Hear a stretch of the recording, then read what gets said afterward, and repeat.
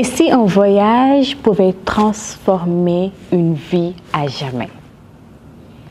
Chers lecteurs et chères lectrices, c'est ce voyage dont nous parle Aminta Dupuy dans L'enfant de Dindéfelo. Avant tout, sachez que Aminta Dupuy est professeure de littérature, elle est musicienne et poète. Ce livre est son premier roman.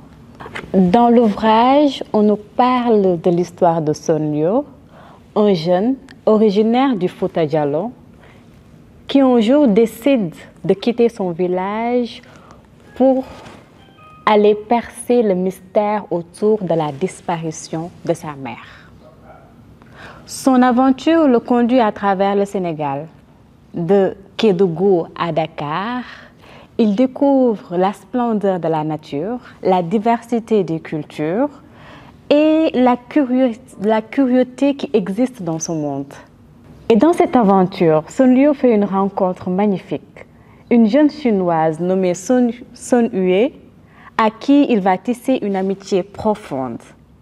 Cette amitié nous montre différentes valeurs que les deux partagent. L'entraide, la solidarité.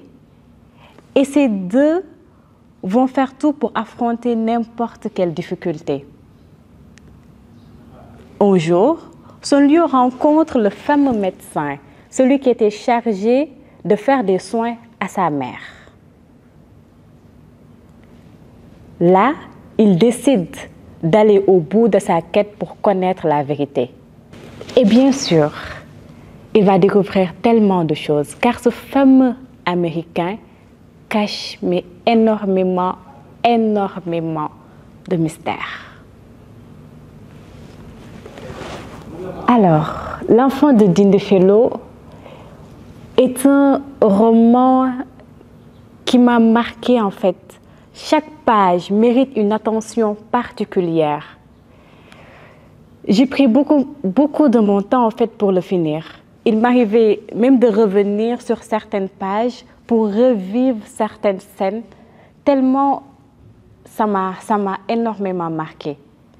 J'aurais aimé vraiment vous faire la description de certaines scènes, tellement il y avait une certaine profondeur que j'aurais aimé partager avec vous. Avec une écriture immersive, Aminta Dupuy nous raconte un roman qui n'est pas seulement une simple aventure, c'est une ode à l'Afrique, à l'humanité et à la force des rêves. C'est un roman que je vous invite à lire, à vivre, mais surtout à ressentir. Et c'est un roman, comme toujours, disponible ici, à l'Harmattan Sénégal. Chers lecteurs et chères lectrices, je vous donne rendez-vous à très bientôt pour un autre voyage des mots.